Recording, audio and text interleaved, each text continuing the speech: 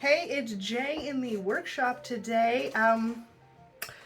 So this last week bothered me. You know, I had the cute little dice swords and they weren't terrible. They just weren't what I wanted. And I like had my heart set on it and was really hoping that I could make, earrings, but I don't wear earrings that big. Maybe someone else does. Not for me. I like little earrings. So I said to myself, what can I do to fix this? And realized I could just 3D print a sword with little dice on it, I have sword files. I obviously have the dice files, so let's go for it. Let's see what happens. So the plan is to design it, 3D print it, paint it, mount it up, and we'll see how it goes shortly. This is my intro song. Why don't you sing along? Hey, let's see what's up this week. Shop J.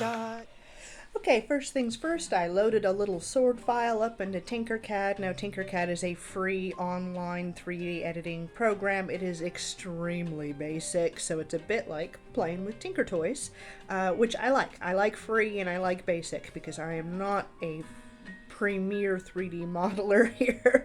And this is mostly me trying to figure out if I want to angle the D6. I was a little bit surprised about the dice kind of piercing through the sword, but decided I actually really liked it, even though I had a sneaking suspicion that the underside of the sword was not going to print. Not at the size that I was going to print it, and nor with the resin that I was going to print it with. You know, this is an experiment. We're not using the good stuff here. We just want to see if it conceptually works at all. And then we just load that file into the slicer here, put it at a little bit of an angle so it hopefully prints a little prettier. Put way too many supports on there, but like I said, it's been kind of a rough week for my resin batch. And pulled out the print there and try to get it off the supports. Immediately regret how many supports I put on there.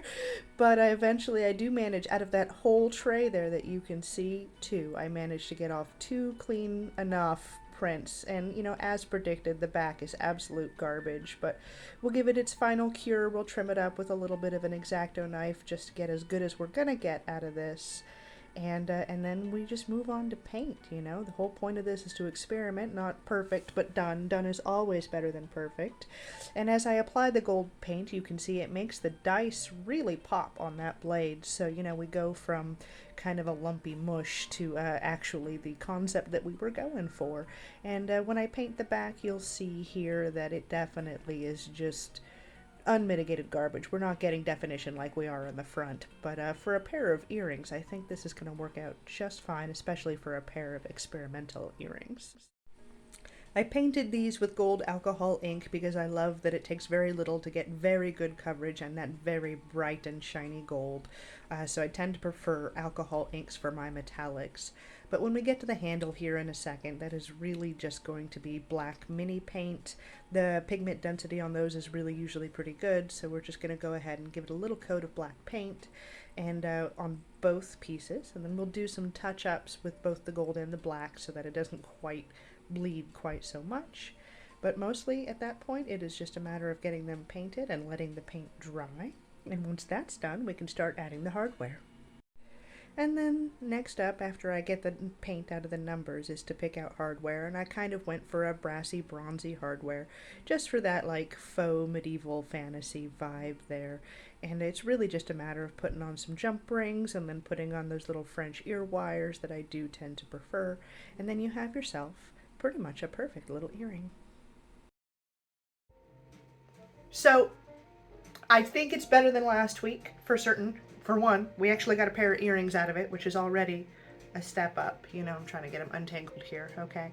And they are the right size that I like to wear. So I got some cool dangly sword earrings I should be I should be able to wear. But I have a feeling that this obsession isn't over yet, okay? So we've got our cute little, I guess I should put them together, our sword earrings. Of course, the backs are absolute garbage, and that is more a fault of the resin I was using than of the prints I was making. So hopefully I'll get the fresh resin in soon and be able to make better prints, basically. But I have this feeling that I can make little metal versions, basically. So if I get in some silver clay, I might reprint these and see if I can cast a mold and use some silver clay to make metal versions, but that's a project for another time. For now, definitely, you know, we have improved. We have these earrings versus, you know, I think size-wise, like I said, definitely a dramatic difference here. So I think we're gonna get there slowly but surely, okay?